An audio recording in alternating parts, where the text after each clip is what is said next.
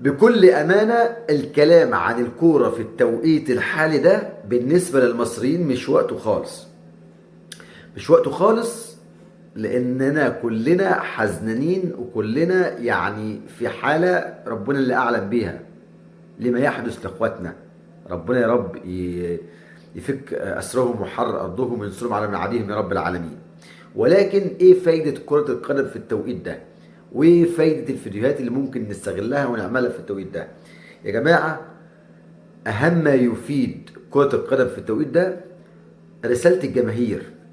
يعني جمهور الزمالك النهارده في مباراة الزمالك وإنبي قدم عظمة، قدم عظمة. وجمهور الأهلي قبل كده قدم عظمة. جمهور المصري، الاتحاد، كل الأندية الجماهيرية النهارده في التوقيت ده شابوه ليها.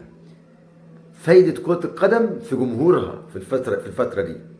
يعني ده وقت الالتفاف، ده وقت التوحد، ده وقت كلنا واحد، ده وقت صوتنا واحد، ده وقت بقول يعني للقادة السياسية وكل الناس اللي أصحاب القرار، اكسبوا الجمهور في الوقت ده، اكسبوا الجمهور في الوقت ده، سواء أهلي زمالك إسماعيلي، كل الجماهير المصرية اكسبوهم. والله العظيم ثلاثة صوتهم واحد وفي اتجاه واحد.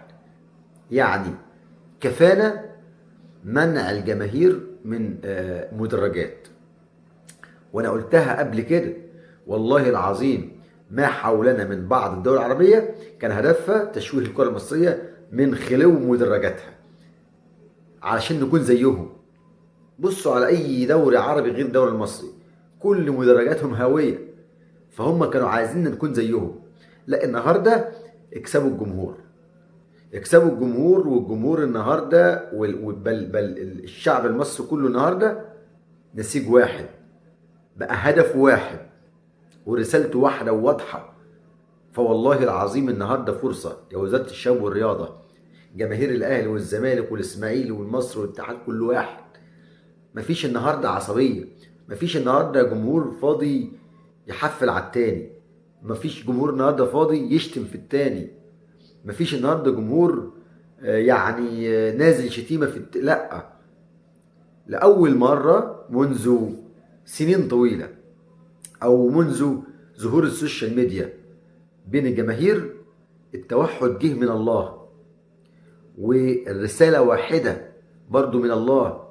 مين يقدر يجمع 50,000 هنا او 30,000 هنا او 10,000 هنا بنفس الرساله؟ فاحنا نقدر، والله العظيم نقدر. واحنا نقدر نقول ان احنا الوحيدين اللي مستمرين في توصيل صوتنا ودعمنا ورسالتنا. سيبك من الاهلي خسر، سيبك من الزمالك خسر، سيبك من ده كسب، ده كله على جنب. ولكن انا بقول جماهير الكرة المصرية شابوه ليها، شابوه ليها. احنا بنسمع الماتشات عشان نسمع الرسالات، بنقعد قدام الماتش عشان نشوف عظمة الجماهير. فبإذنك يا رب، بإذنك يا رب، في مصر كلنا واحد، جوه المدرجات بره المدرجات هدفنا واحد، وهو دعائنا الكامل لاخواتنا. ربنا يا رب ينصرهم يا رب العالمين. حبيت بس اطلع في كلمتين في وقت متاخر، انا اسف، ولكن ان شاء الله مستمرين معاكم دائما وابدا على ملعب الكباتن. انتظرونا دائما وابدا على هذه القناه. دمتم في رعايه الله، والسلام عليكم ورحمه الله وبركاته.